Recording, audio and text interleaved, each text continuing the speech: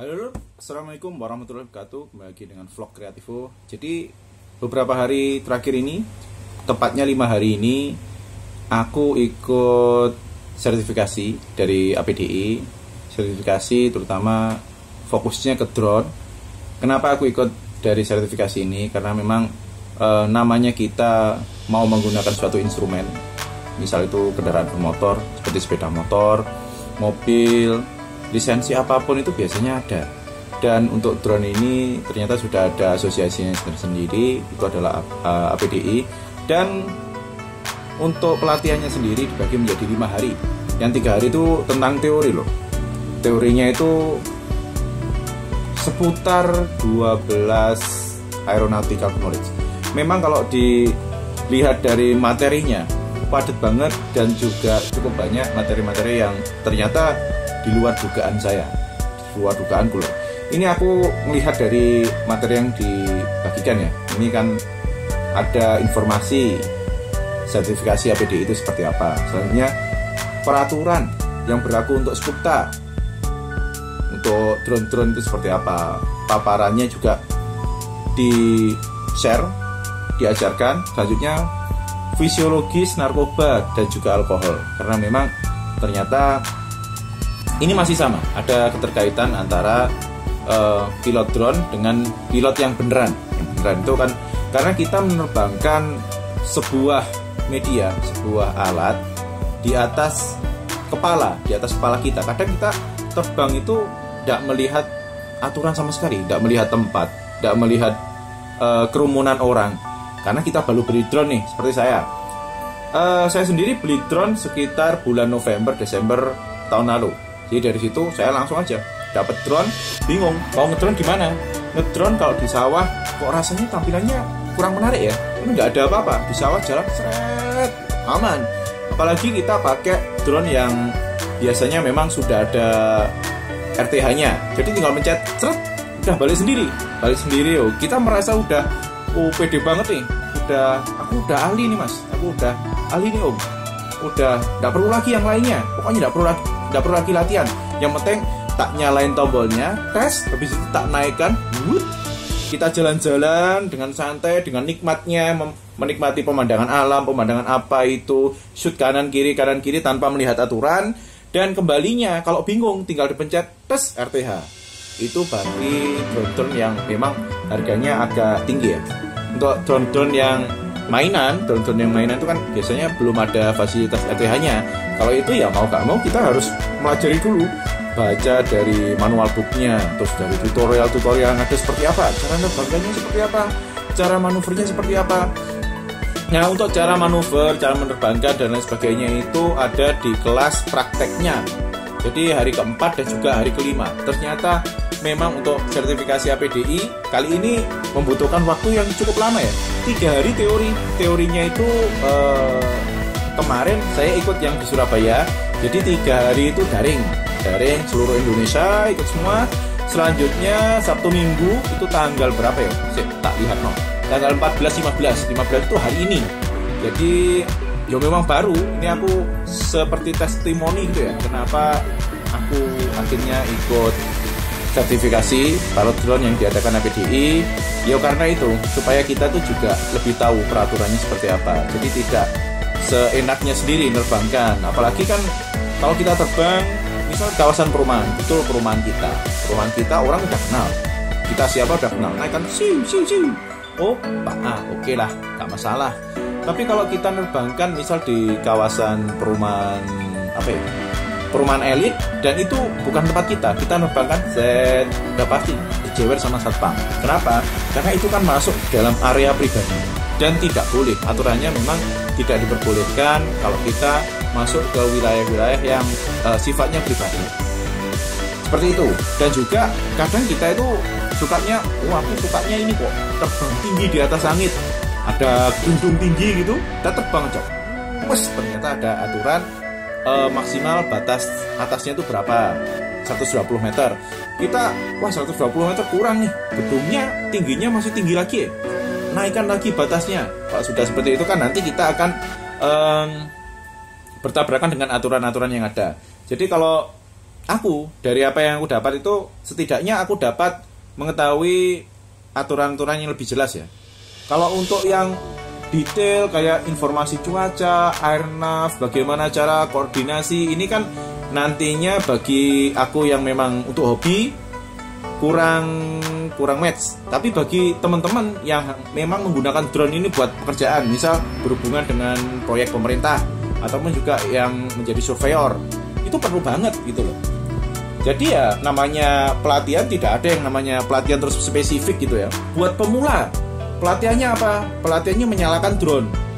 Tidak ada kayak gitu. Pelatihan pasti semuanya sudah pelatihan dan juga sertifikasi pasti semuanya udah dianggap tahu. Nah, di pembelajaran itu nantinya akan diberikan pengetahuan yang lebih spesifik lagi. Setidaknya kita tidak harus hafal 100% peraturannya seperti apa, itu tidak harus. Yang penting kita tahu gitu aja, minimal kita tahu, terus kita bisa menularkan ke teman-teman yang memang menggunakan drone juga. Jadi menggunakan drone itu tidak asal gitu ya teman-teman ya. Ada tempat-tempat yang memang butuh izin khusus. Kita juga tidak boleh masuk ke tempat-tempat yang lebih spesifik lagi. Misal kita, aku punya drone nih mas, oke, aku ngedrone di atasnya polsek gitu, muter-muter di atas polsek, bisa ditembak beneran sama ini pak polisinya. Ataupun enggak, dekat saya ada ini, saya kan ada di Surabaya, ada markasnya TNI AL, aku mau nerbangin di atasnya, wah ya jadi masalah nantinya.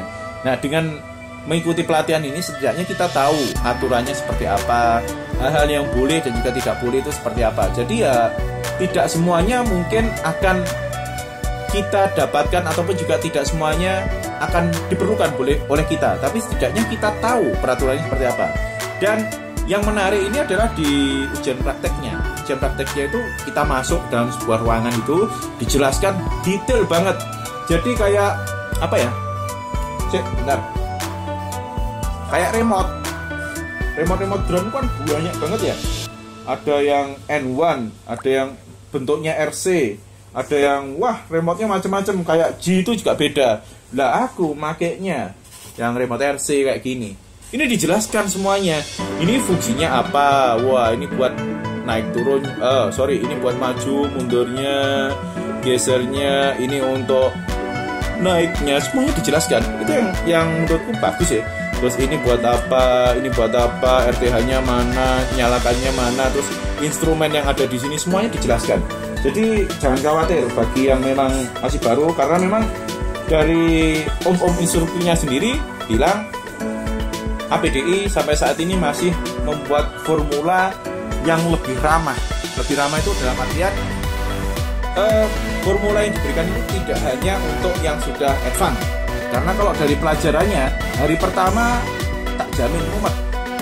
Saya hari pertama lihat peraturan yang berlaku untuk Spukta, asli pusing ya. Karena selama ini saya beli itu untuk hobi, jadi belum untuk yang spesifik, misal buat pekerjaan, untuk melengkapi dokumen-dokumen itu belum. Jadi saya memang untuk hobi, jadi untuk pelajaran yang sangat spesifik dari ini Dinas Perhubungan ya, agak bingung saya. Tapi ya setidaknya tahu gitu loh. Yang penting tuh tahunya itu. Jadi jangan dianggap ini buat apa, jangan. Karena itu pasti ada manfaatnya itu. Setidaknya kita mencoba untuk ini pernah diajarkan oleh om ini.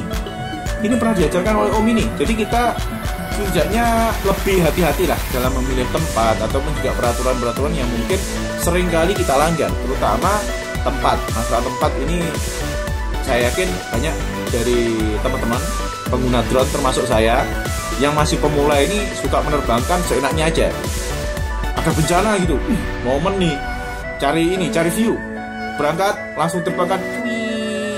Ternyata di situ harus ada lewat asosiasi ataupun juga harus lewat dari komunitas-komunitas. Kenapa? Karena di situ sudah terdata gitu loh.